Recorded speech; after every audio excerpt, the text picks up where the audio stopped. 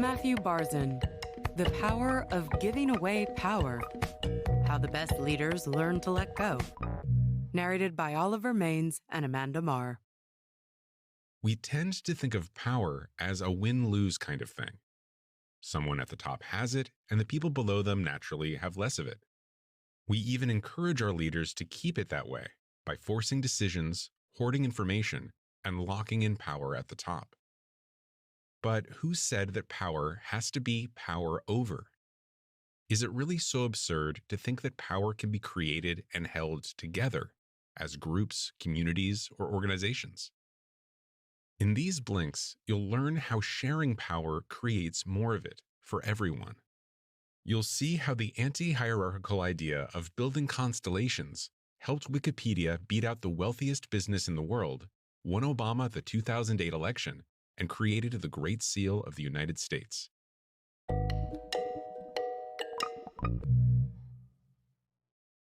Blink 1 of 6. When the Founding Fathers signed the Declaration of Independence on July 4, 1776, they felt like something was missing. They'd just cemented the independence of their new nation, but now they needed a good logo for it. Of course, they didn't call it a logo. They talked about a Great Seal. It would be a visual symbol of everything the U.S. stood for, a constellation of 13 colonies with different perspectives coming together as one nation. Lesser-known politician Charles Thomson took on the task of overseeing its design. First, he had his colleagues Benjamin Franklin, Thomas Jefferson, and John Adams come up with some ideas. But Thomson wasn't satisfied with the results. He formed several committees and brought in a string of consultants to rework the ideas. Each new team ended up adding something to the design until everyone finally agreed. Here's the key message. The U.S. was built as a constellation, but has come to embrace the pyramid structure of power. 6 years later, on June 20th, 1782, the U.S. Congress finally approved the design of the Great Seal of the United States. It prominently featured a bald eagle, a collection of 13 stars representing the 13 colonies, and a motto, E pluribus unum, out of many, one. The design echoed how the U.S. and the seal itself were created, through a constellation of independent actors who brought in different ideas and united them under one goal. This constellation mindset almost represents the original spirit of the U.S. When Frenchman Alexis de Tocqueville came to the U.S. in the early 19th century, he was fascinated by the fact that Americans of all ages, all conditions, all minds constantly unite. But the Great Seal actually has two sides. The other side depicts a pyramid and a different motto, Novus Ordo Seclorum, the New Order of the Ages. This second side was designed alongside the first, but it wasn't used until President Franklin D. Roosevelt rediscovered it in the 1930s. For FDR, the pyramid stood for a new America. It represented stability, authority, and the consolidation of power, even if it was a hierarchical kind of power. FDR wanted to put the pyramid on the new $1 bill, right next to the constellation symbol. And he had a note for the design team: put the pyramid first. This marked a significant change in the American mindset, and in the next blink, we'll see what that's all about. Blink 2 of 6. What's the difference between a pyramid and a constellation? In a pyramid, power consolidates at the top. People are ranked hierarchically according to their function, and they're expected to fulfill just that function. The leaders at the top make all the important decisions, working backward from a fixed destination. This eliminates some of the uncomfortable uncertainty that comes with running a business or an organization. Everyone knows what they should do at all times. But it also leaves no room for flexibility, new ideas, or spontaneous synergy. Society today has fully embraced the pyramid mindset. It's how we try to shield ourselves from uncertainty by sticking to deadlocked hierarchies. We've convinced ourselves that leading means one powerful individual enforcing decisions. And companies almost exclusively reward individual achievement, not collective power. The key message here is, we need to take a leap from a pyramid structure back to a constellation mindset. While the pyramid mindset pervades our lives, many of us yearn for a different way of doing things, one that allows for more community and creativity. But we did once do things differently. In a constellation, power is distributed through a constantly evolving network. People work independently, but towards a common goal, a goal that they help shape.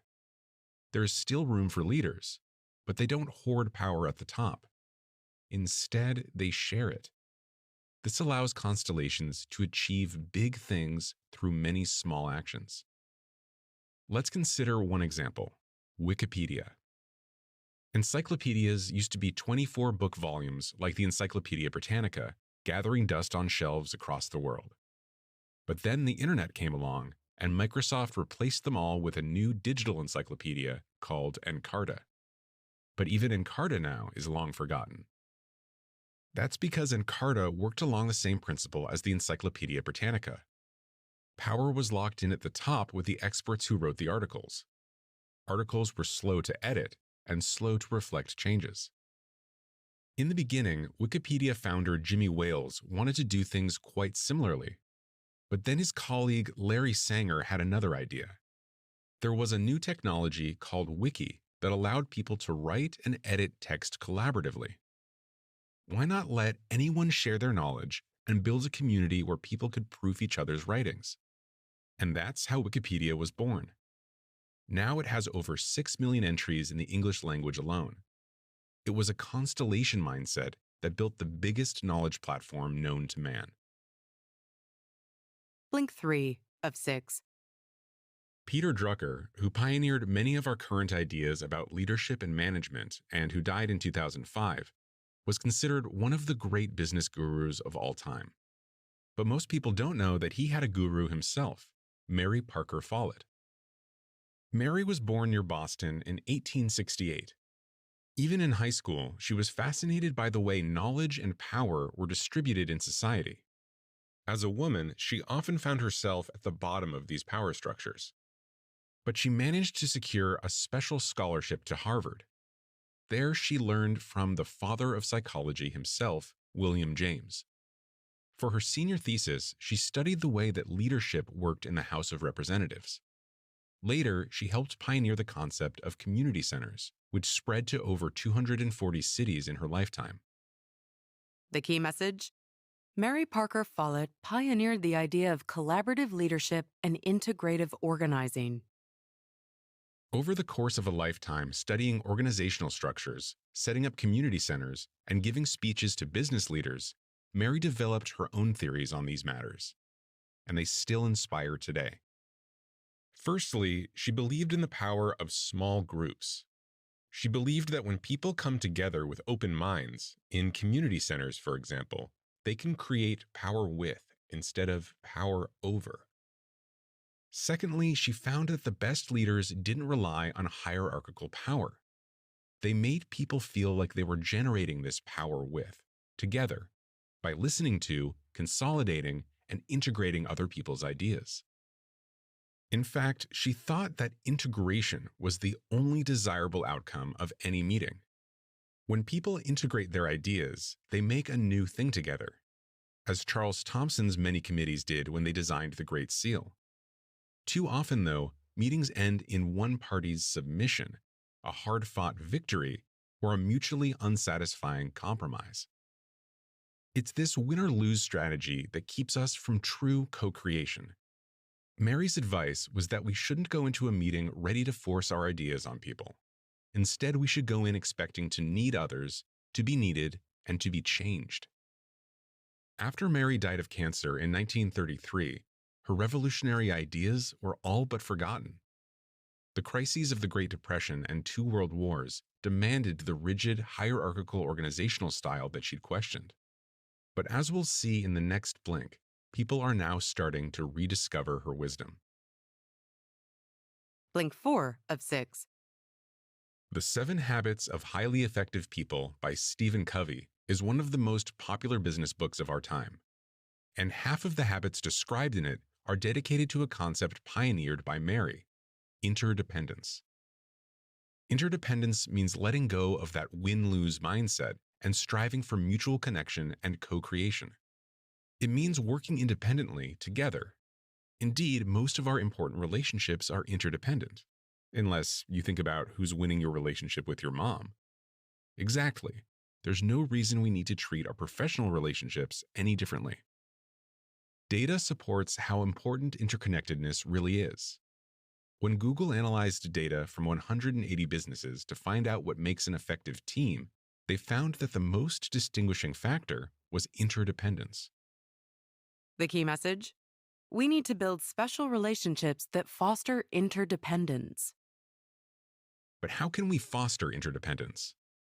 When Churchill gave his famous Iron Curtain speech after World War II, he advocated for a new, reinforced bond of mutual assistance and collaboration between the US and the UK. He believed that this was the only way to respond to the perceived threat of Stalin's communist revolution. He called this bond a special relationship. The term is still used between the US and the UK today, sometimes mockingly. But there's an important idea at its core. What makes a relationship special? In routine relationships, we treat each other according to our function. Consider the professional relationship between an employee and his boss. There are many routine transactions in routine relationships, and when a boss asks something of her employee, for example, he'll usually conform. But there are also special transactions. Trying to fit these special transactions into routine relationships creates frustrating friction. And that's why we need special relationships. Special relationships foster interdependence. They create a kind of connection that allows for fruitful friction. Between routine transactions and special relationships, we can create a cycle of friction and mitigation that allows us to get big things done. The author calls it a Bloom loop. Think of the frictionless, choreographed routine of a family breakfast versus the friendly chaos of a family dinner. As a diplomat, the author learned how important these special connections really are, and he learned that the best way to build them is to listen attentively to other people's ideas and stories. Blink 5 of 6. Barack Obama's 2008 campaign for president was the perfect example of the constellation mindset in action. And as a fundraising strategist, the author was directly involved in its success. In fact, it was he who came up with the low-dollar fundraising events that made all the difference. By the time the election rolled around, Obama's campaign had raised $19 million, as opposed to Hillary Clinton's $16 million. What made the difference? The Clinton campaign was hunting for donors, and so they got hunting results. They captured a few big ones, but most got away. But the Obama campaign was farming. Instead of focusing their energy on roping in a few big campaign donors, they planted seeds. They mobilized thousands of small-dollar donors, and these small-dollar donors in turn mobilized more. Here's the key message. Sharing power harnesses the energy of working together towards a common goal. After the success of the fundraising strategy, the Obama campaign blossomed into a full-blown constellation. Under its unofficial campaign of Respect and Power Include, it mobilized thousands of people from all walks of life to share their time, energy, and money to work towards a common goal. When the election neared, campaign leaders made another monumental decision. They gave their most active volunteers decentralized access to the voter file. This way, volunteers could self-organize to make sure that people actually went to the polls. This had never been done before. Previous leaders had feared for the precious voter data. But the Obama campaign decided the energy of sharing power with their volunteers would outweigh the risk of data theft. It paid off. On Election Day, Obama's campaign achieved an unheard-of negative flake rate. In one state, this meant that for every 10 people who committed to vote, 15 showed up. In her book, The Death and Life of Great American Cities, urban observer Jane Jacobs describes a similar type of organic growth. She observed that great cities are like snowflakes, branching out into ever smaller units. A great city consists of great neighborhoods consist of great blocks, and so on. In mathematics, patterns like this are called self-similar or fractal. Constellations grow fractally too.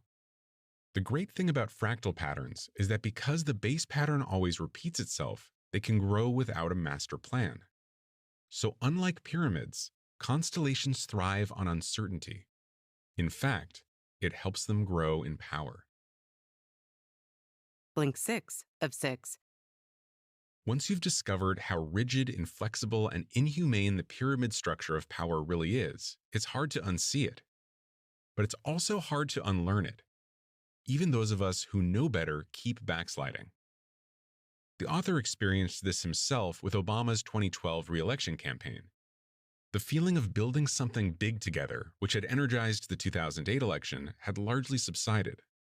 The re-election campaign focused more on Obama as a person than the movement surrounding him.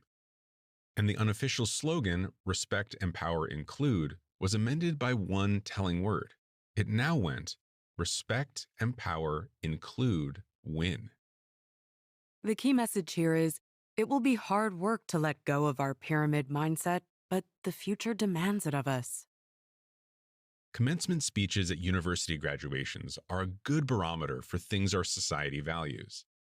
American radio station NPR recently compared 350 of them to determine the most common themes. Among the top 5, don't give up, embrace failure, and work hard. Notice anything? All of this advice addresses one person, and one person only. But out in the real world, we rarely work alone. We sit at big tables with people from all kinds of backgrounds, and we have to find a way to work together. This is increasingly important in a world of growing complexity and mounting uncertainty. This world requires flexibility in our thinking and in our organizations. For that, we'll have to redefine what good leadership means. Recent studies suggest that the leaders of the world's best companies are actually very humble, even shy. But they have something else in common. They're extremely motivated by group achievements. They create space for everyone to succeed together. We can start by reworking the themes of our graduation speeches, away from the pyramid mindset and toward a constellation mindset. Don't give up would become give up power to make more for everyone. Embrace failure would become embrace uncertainty. And work hard would become work through hard things together. Or we could simply follow the advice that then President Obama gave to a young woman at a Q&A in England. The woman asked what she could do to make a positive change in the world. Obama answered, "Be predisposed to see the power in other people."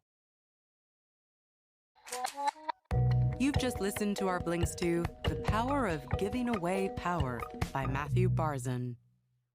The key message in these blinks is that power doesn't have to be organized hierarchically.